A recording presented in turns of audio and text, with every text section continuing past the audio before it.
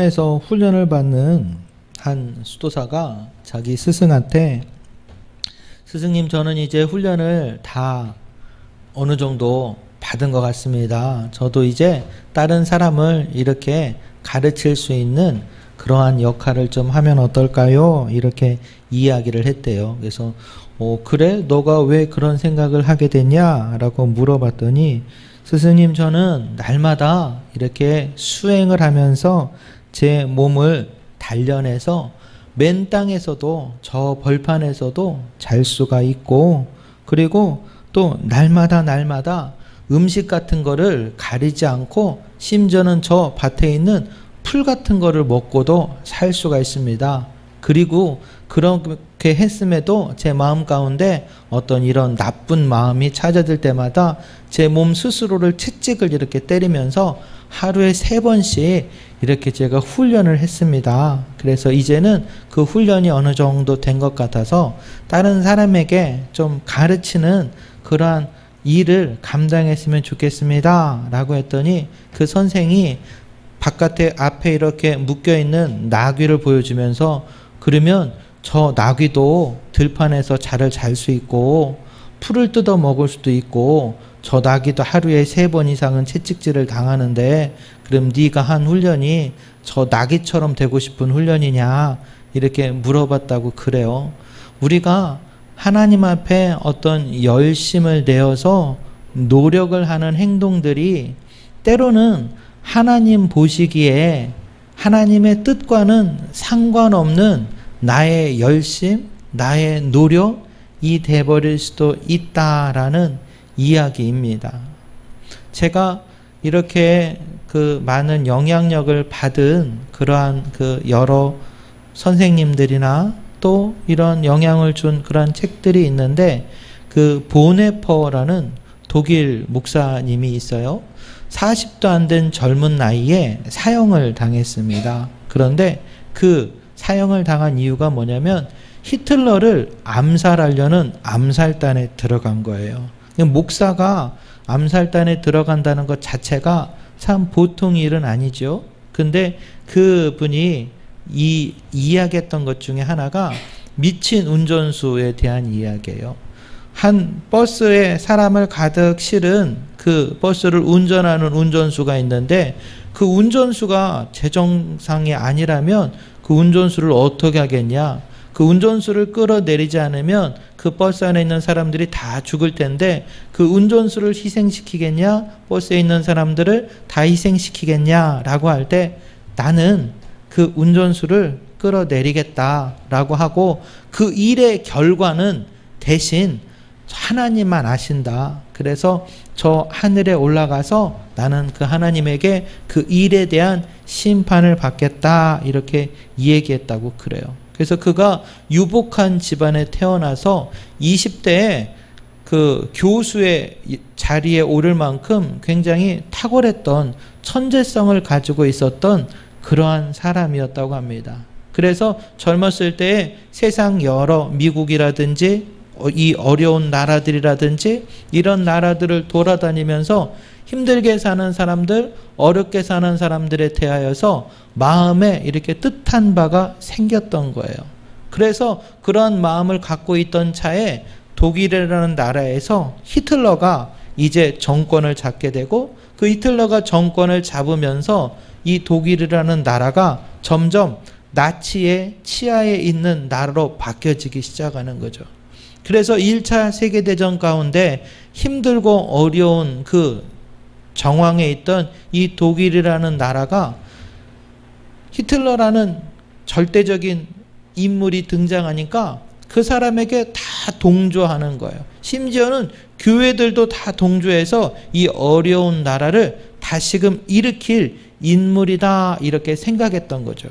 그래서 그에게 권력이 쥐어지다 보니까 이제는 점점 아나무인격으로 자기 한 사람을 우상시하게 되고, 심지어는 교회마저 이 히틀러의 어떤 정치를 돕는 종교적인 수단으로까지 생각하게 되는 그런 결과가 나타난 거죠.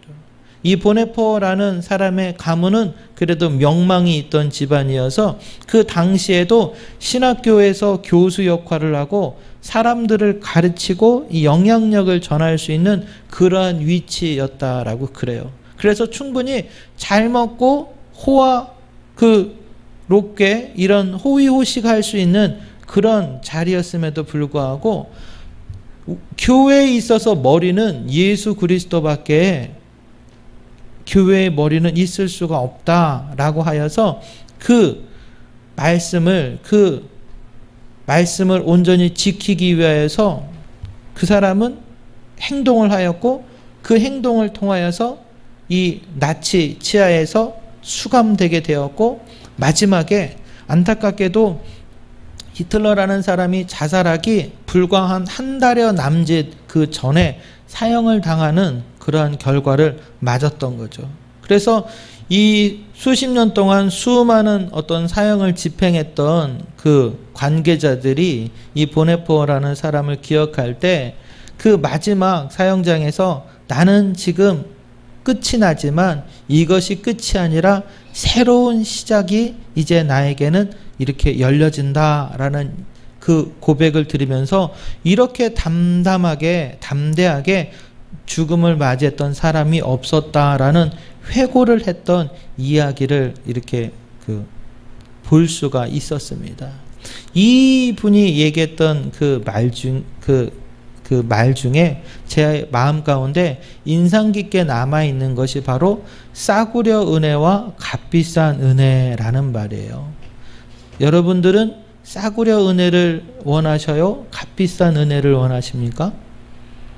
이분이 싸구려 은혜라고 이야기한 건 뭐냐면 그냥 우리의 입으로만 고백하는 은혜라는 거예요. 우리가 잘못을 하죠. 실수를 하죠. 그런데 그 실수와 잘못을 하고 나서 하나님 앞에 기도하는 거예요. 주님 용서해 주세요. 예수의 이름으로 죄 사함을 얻은 줄 믿습니다. 아멘. 이러고 그냥 자유롭게 살아간다라는 말이죠. 물론 성경은 우리가 예수 그리스도로 말미암아 죄 사함을 얻었다라고 이야기하지요. 그리고 그거는 진리입니다. 그런데 그것이 우리의 면죄부 같은 그 꼴이 되어서 그 어떤 잘못을 하더라도 그냥 입술로 하나님 용서해 주세요 라고만 하면 다 죄 사함을 받는다라고 쉽게 생각한다라는 말이죠. 그런 모습이 이 성당이라고 얘기하는 캐톨릭 가운데는 우리가 고해성사라는 그러한 모습이 있고요. 또 여타 교회들 가운데서도 성도들이 예배 가운데 회개 기도한다라고 해서 우리가 저마다 하나님 앞에 입술을 열어 기도하고 나서 그 기도의 자리가 지나가면 모든 죄가 회개받은 양, 탕감받은 양 또다시 월요일부터 예배 드리기 전날까지는 방탕한 삶을 살아가는 모습을 가지고 값싼 은혜, 싸구려 은혜다라고 이야기를 한다란 말이죠. 그렇다면 값비싼 은혜는 무엇일까요? 그 값비싼 은혜는 은혜를 통한 값을 치른 거예요. 여러분이 받은 은혜의 값은 얼마나 됩니까? 우리가 하나님 앞에 받은 은혜가 무엇이냐라고 물어볼 때 우리가 하나님 앞에 은혜를 받을 수 있는 이유, 원인은 오늘 우리가 말씀을 통하여서 한번 살펴볼 텐데 그 첫 번째 한번 우리가 같이 읽어볼까요? 순종은 그리스도를 닮아가는 훈련이다. 무슨 말이냐면 우리가 하나님 앞에 은혜를 받을 수 있는 그 값비싼 은혜를 받는 그 값을 지불하는 것이 뭐라고요? 순종이라는 거예요.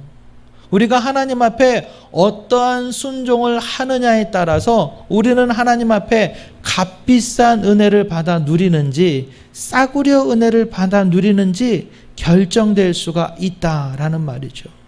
입술로는 예수를 믿는다라고 하면서 내 삶 가운데에는 도무지 예수를 향한 순종이 없다면 그거는 입으로만 고백하는 믿음밖에 안 될 겁니다.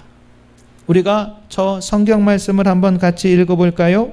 로마서 8장 28절 29절 말씀입니다.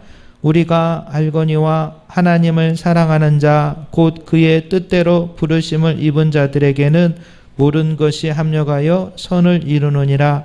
하나님이 미리 아신 자들을 또한 그 아들의 형상을 본받게 하기 위하여 미리 정하셨으니 이는 그로 많은 형제 중에서 맏아들이 되게 하려 하심이니라. 아멘. 우리가 잘 알고 있는 말씀은 8장 28절의 말씀일 거예요. 우리가 알거니와 하나님을 사랑하는 자 곧 그 뜻대로 부르심을 입은 자들에게는 모든 것이 합력하여 선을 이룬다라는 말씀이지요. 그래요. 하나님은 우리에게 택하신 자들인 우리에게 예수를 믿고 고백한 우리에게 모든 것이 합력하여 선한 일을 은혜를 축복을 우리에게 베풀어 주실 겁니다. 그래서 힘들고 어려운 지경과 처지에 있는 우리에게 하나님의 돕는 손길이 베풀어질 텐데 하나님이 우리를 도우시는 이유, 은혜를 베푸시는 이유, 하나님께서 우리에게 눈동자까지 돌보시는 이유가 뭐냐? 29절에 보면 그 아들의 형상을 어떻게 해요? 본받게 하기 위함이다 라고 하는 거예요.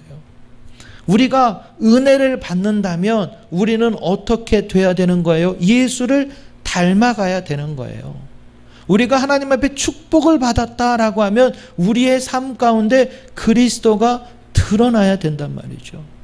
은혜 받았습니다. 축복 받았습니다. 라고 하면서도 도무지 내 마음 가운데 내 입술을 통하여 내 삶을 통하여 예수가 드러나지 않는다면 그것이 무슨 축복일 수 있겠습니까? 올 한 해 우리 교회의 표어가 제가 계속해서 말씀드리잖아요. 하나님을 자랑하는 교회, 간증의 주인공이 되는 성도인데 우리의 간증이 과연 무엇이어야 되겠느냐 말이죠.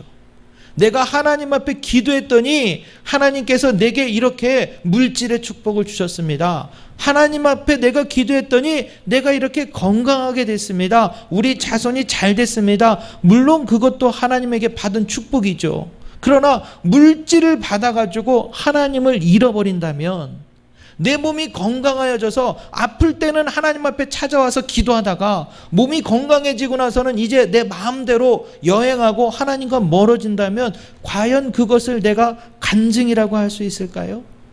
하나님께서 내게 주신 은혜는 하나님을 닮아가기 위하여 그 하나님을 닮아가기 위하여서는 우리가 순종을 통하여서 주님을 따라가게 될 때에 오늘 설교의 제목처럼 나를 따르라 말씀하시는 주님 앞에 아멘으로 화답하며 그 주님을 쫓아가는 발걸음을 통하여 주님을 닮아가게 된다라는 말이죠.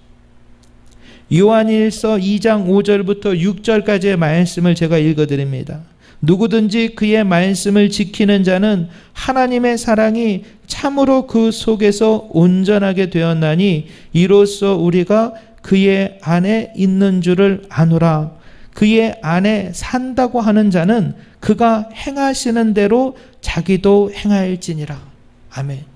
예수님께서 오늘 우리가 함께 읽은 요한복음 10장 27절과 병행구절이라고 할 수 있는 저 누가복음 마가복음에서는 뭐라고 하느냐? 너는 나를 주여 주여 하면서도 어찌하여 내가 말하는 것을 행하지는 않느냐? 이렇게 이야기하고 있는 거예요. 또 마태복음 7장 21절부터 23절에 보면 나더러 주여 주여 하는 자마다 다 천국에 들어갈 것이 아니요 다만 하늘에 계신 내 아버지의 뜻대로 행하는 자라야 들어갈 것이다 라고 말씀하고 있다라는 말이죠. 우리는 매주 금요일마다 로마서라는 성경을 함께 나누고 있습니다. 그 로마서의 핵심, 복음이라고 하는 것은 오직 의인은 믿음으로 말미암아 살리라 라는 주제예요. 그래서 우리가 예수를 믿음으로 말미암아 구원받는다라는 그 사실이 우리에게 은혜로 다가오는데 그 믿는다라는 고백은 입술로만 아멘하고 끝나면 안 된다라는 거예요. 그래서 내가 아멘으로 고백되어진 그 입술의 고백이 내 마음을 통하여서 고백되어진 것이고 내 마음을 통하여서 고백되어지는 그 은혜는 주님을 닮아가기를 원하고 소망하는 믿음의 고백이어야 된다라는 말이죠. 주님을 따라간다라는 말이 뭐겠어요? 주님을 닮아간다라는 말은 뭐겠습니까? 우리가 잘 알고 있는 말씀처럼 우리가 순종이라는 것은 주님을 따라가는 거예요. 그런데 우리 두 번째 저 한번 읽어볼까요? 순종의 첫걸음은 나를 따르라고 부르는 주님의 음성을 따라가는 것이다. 주님을 따라간다라는 이 순종은 어떻게 해야 주님을 따라갈 수 있겠어요? 우리 마가복음 1장 17절 18절을 보면 그 힌트를 발견할 수 있습니다. 예수께서 이르시되 나를 따라오라 내가 너희로 사람을 낚는 어부가 되게 하리라 하시니 곧 그물을 버려두고 따르니라. 저 남미의 아르헨티나의 후안 까를로스 오르티즈, 발음하기도 어려운데 그런 목사님이 계세요. 참 영향력 있는 목사님인데 그분이 쓴 책 중에 제자입니까? 라는 굉장히 유명한 책이 있습니다. 그 책에 보면은 어떻게 이렇게 시작되는가? 많은 사람들이 자기가 좋아하는 성경 말씀을 가슴에 담고 있다는 거예요. 내게 영향력을 주고 내게 은혜를 주고 내가 좋아하는 성경 구절을 붙잡고 그 성경 구절을 가지고 산다라고 이야기하는 거예요. 그런데 내가 좋아하는 말씀, 내가 원하는 말씀, 내 마음에 맞는 말씀을 뽑아서 이 사람들은 뭐를 만드냐? 내가 복음이라는 것을 만든다는 거예요. 근데 우리가 주님의 제자가 되고 주님을 따라가기 위해서는 그 내가 복음이라는 것을 찢고 나가야 주님 앞에 순종할 수가 있다라는 말이죠. 순종이라는 것은 우리가 알다시피 내 뜻대로 하는 것은 아니지 않습니까? 주님께서 나를 따라오라 라고 한다면 내가 지금 가지고 있는 것을 다 쥐고 주님을 쫓아갈 수 있으면 좋겠지만 만약에 그것을 다 짊어지고 주님을 쫓아가지 못한다면 어떻게 해야 되는 거예요? 내려놔야 되는 거예요. 아이들에게 이야기하는 탈무드나 여러 이야기 중에서 우리가 잘 알고 있는 말이 있죠. 어떤 아이가 이 사탕병에서 사탕을 꺼내려고 한 주먹 사탕을 쥔 거예요. 그래서 사탕을 꺼내려니까 손이 나오겠어요? 안 나오겠어요? 이 병에 목에 걸려가지고 안 나오는 거예요. 그럼에도 불구하고 이 아이는 사탕을 놓기가 싫어서 끝까지 그것을 쥐고 낑낑거리며 그것을 뽑으려고 하는데 안 뽑혀지니까 이제 마침내 울음이 터진 거예요. 근데 그 모습을 이렇게 지켜보던 할아버지가 오더니 얘야 그거는 다 네 거야. 그러니까 손에 쥐고 있는 거를 다 놓고 그 통을 네가 들고 가면 된단다. 이렇게 얘기해 줬다는 거죠. 무슨 말이냐면 우리가 하나님의 은혜를 누리기 위하여서 내려놓고 난 다음에 하나님이 주시는 풍성한 것들을 받을 수 있는 기회가 있는데 우리는 손에 쥐어진 그 작은 것들을 내려놓지 못하고 있기에 하나님 앞에 순종하지 못하고 있기에 하나님의 큰 은혜를 받을 수 있는 기회를 놓치고 있다라는 거예요. 순종의 첫 걸음은 그 이후에 뒤따르는 걸음과는 큰 차이가 있다고 합니다. 사랑하는 성도 여러분, 오늘 주님이 우리에게 말씀하시는 주님을 따라가는 순종의 첫 걸음이 무언지 내 마음 가운데 말씀하시는 주님의 음성에 귀 기울여 보시기 바라요. 처음 한 발짝 내딛기가 어렵지 그 순종의 발자국을 내딛는다면 그 다음에는 주님이 함께 하실 줄 믿습니다. 그래서 이 순종이라는 것은 내가 하는 게 아니라는 거예요. 저 그림이 디트리티 보네퍼라는 그 독일의 목회자의 그 얼굴이고 또 그 책이에요. 나를 따르라 라는 그 책인데 그 책에서 값비싼 은혜, 싸구려 은혜에 대한 이야기를 하는 거예요. 그래서 하나님을 따르는 순종, 그 순종을 통하여서 우리는 온전한 믿음을 이렇게 세워져 갈 수 있다라는 이야기를 해줘. 그래서 그 순종이라는 건 뭐예요? 내 의지가 아닌 성령의 돕는 손길로 말미암는다라는 말. 왜 그런가? 우리가 요한복음 15장 잘 알고 있는 말씀이에요. 나는 포도나무요 너희는 가지라. 그가 내 안에 내가 그 안에 거하면 사람이 열매를 많이 맺나니 나를 떠나서는 너희가 아무것도 할 수 없음이니라. 너희가 내 안에 거하고 내 말이 너희 안에 거하면 무엇이든지 원하는 대로 구하라. 그리하면 이루리라. 그래요. 우리가 무엇이든지 주님 앞에 원하는 대로 구하라. 그리하면 이루리라 라고 말씀하시는데, 우리는 이것만 붙잡고 내가 지금 서 있는 자리에서 하나님 앞에 구하였는데 하나님 왜 응답해 주시지 않습니까? 주님 앞에 질문하고 우리 마음을 토로할 때 주님께서 우리에게 말씀하시는 것은 내가 내 안에 있으니? 내가 내 안에 있느니? 물어보는 거예요. 주님이 내 안에 있고 내가 주님 안에 있다라는 이 말은 뭐예요? 주님과 동행하는, 함께하는 삶이라는 이야기입니다. 주님과 어떻게 하면 함께할 수 있을까요? 주님과 어떻게 해야 동행할 수 있을까요? 그것이 바로 말씀과 함께하는 삶이다라고 우리는 알고 있다라는 말이죠. 저 보네포 그 목사님도 그렇고 저도 늘 마음 가운데 좌우명처럼 가지고 있는 것이 뭐냐면, 기독교는 종교가 아니다라는 말이에요. 무슨 말일까요? 세상의 모든 종교들은 자기의 원하는 것, 자기의 구하는 것, 내가 원하는 바를 이루고자 내가 믿는 신 앞에 빌고 구하고 우리가 소위 얘기하는 정성을 다한다라는 말이에요. 그러나 기독교는 내가 원하는 것을 하나님 앞에 구하는 것이 아니라 하나님의 뜻을 순종하며 가는 것이 바로 우리가 믿는 종교, 우리가 믿는 기독교란 말이에요. 그래서 기독교는 종교가 아니라 하나님과의 만남이다라고 이야기한단 말이죠. 내가 어떻게 해야 하나님을 만날 수 있겠어요? 눈에 보여지지 않는 하나님을 어떻게 해야 내가 만날 수가 있느냐 말이죠. 로마서에 보면 눈에 보여지지 않는 그 하나님의 형상이 누구라고 그래요? 예수 그리스도라는 거예요. 그럼 예수 그리스도를 우리가 어떻게 해야 만난다고요? 그분이 우리에게 말씀하시는 바, 그 말씀이 내 안에 있고 내가 그 말씀대로 살아간다면 내가 내 안에, 내가 너희 안에 거하게 된다라고 말씀하고 있다라는 말이죠. 그래서 우리는 제자훈련을 통하여서 큐티라는 걸 하는 겁니다. 말씀을 늘 읽는 생활을 하는 거예요. 성도가 하나님의 말씀과 동떨어진 삶을 산다라는 것은 주님과 함께하지 않는다라는 거죠.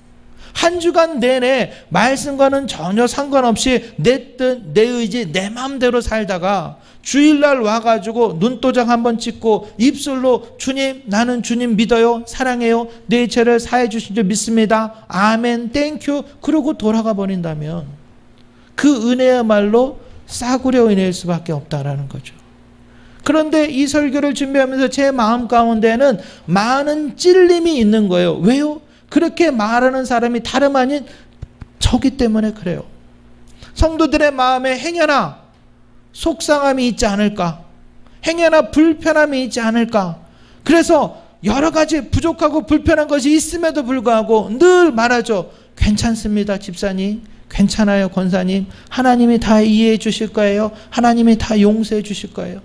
그래요. 우리는 쉽게 그 이야기를 하지만 여러분은 여러분의 자녀에게, 우리가 서로에게 그렇게 쉽게 용납하고 참 포용적으로 우리가 그런 것들을 다 허용하지만 그것이 때로는 하나님의 은혜를 싸구려 은혜로 만들어버리는 그런 모습일 수도 있다라는 거죠. 지금 이 시간에도 복음을 지키기 위해서, 복음을 붙잡기 위해서, 순종하며 나가기 위해서 수없이 많은 불편한 것과 어려운 것들을 견디고 인내하며 주님을 따라가는 성도들이 많이 있다니까요. 나를 따르는 자는 자기를 부인하고 십자가를 지고 나를 따르라 라고 말씀하신 주님의 말씀에 순종하여서 그 거칠은 십자가를, 그 감당하기 어려운 십자가를 짊어지고 주님을 따라가고 있는 거예요. 다른 사람들은 그 모습이 미련해 보인단 말이죠. 그 모습이 거리끼는 것이 된단 말이죠. 그렇기 때문에 우리가 복음을 전하는데 그 사람들은 그 이야기가 마음에 아무 감동이 없는 거예요. 그러나 우리는 그 주님을 따르기 위해서 불편하고 어렵고 힘들고 마음에 여러 가지 주변 사람들이 알아주고 이해해 주지 못하도 내가 믿는 그 주님을 쫓아가기 위하여서, 내가 입술로 고백하는 그 주님을 순종하기 위하여서 오늘도 내가 이 믿음의 발걸음, 순종의 발걸음을 한 걸음 한 걸음 내디뎌 나아갈 때 바로 그 발걸음 속에 하나님께서 우리에게 주시는 값비싼 은혜를, 예수 그리스도의 보혈의 공로로 말미암아 우리에게 주어진 그 소중한 은혜를 우리가 깨닫게 될 줄 믿습니다. 사랑하는 성도 여러분, 순종이라는 것은 어찌 보면 참 대단한 거죠. 그래요, 쉬운 일은 절대 아닙니다. 그러나 주님이 우리와 함께 하신다면 우리는 그 일을 감당할 수 있는 거예요. 성령의 열매를 맺는 것은 내 의지나 노력이나 결단을 가지고 맺는 게 아니라고 그러잖아요. 사랑과 희락과 자비와 양성과 충성과 온유와 절제를 통하여서 하나님 앞에 그리스도의 향기가 드러나는, 주간 중에 제가 꽃집에 가가지고 이런 화분 몇 개를 사왔어요. 벌써 저 꽃을 보니까 마음이 막 좋아요. 그리고 좋은 향내가 나니까 참 기뻐지는 것 같아요. 주님이 우리를 바라보실 때 향기 없는 꽃이 아니라, 열매 없는 나무가 아니라 그리스도의 성령의 열매를 풍성히 맺히고 예수 그리스도의 꽃을 피워 그리스도의 향기를 바라는 성도로 우리가 주님을 따라간다면 주님이 우리를 보실 때 얼마나 기뻐하시겠어요. 그러한 성도들이 이 교회 가운데 한 사람 한 사람 자리하게 될 때 비록 소수의 무리가 모일지라도 그 그리스도의 향기는 천리 말리 퍼져갈 수 있는 진한 예수의 향기, 십자가의 향기가 드러나게 될 줄 믿습니다. 여러분의 그 한 사람 한 사람의 그 모습을 통하여 하나님은 영광 받으실 거예요. 주님의 영광이 드러날 거예요. 우리가 비록 겉은 화려할지라도 향기 없는 꽃이 되어버린다면, 잎은 무성할지라도 열매 없는 나무가 되어버린다면 주님은 우리를 바라보시면서 안타까이 여기실 거예요. 때로는 우리에게 막 격노하실 거예요. 어찌 내 열매가 어디 있느냐, 내 향기가 어디 있느냐, 우리에게 물어보실 거란 말이죠.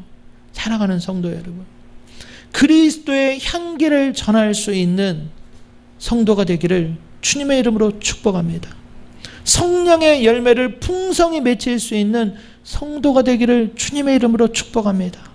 주님과 동행하여 주님이 여러분을 붙드실 때, 내가 내 안에, 내가 너희 안에 있을 때 무엇이든지 원하는 대로 구하라, 그리하면 이루리라, 이 말씀이 우리에게 응답될 줄 믿습니다. 능치 못할 하나님, 전능하신 하나님이 주님의 말씀을 붙잡고 순종하는 자들에게 역사하시고, 그 역사로 말미암아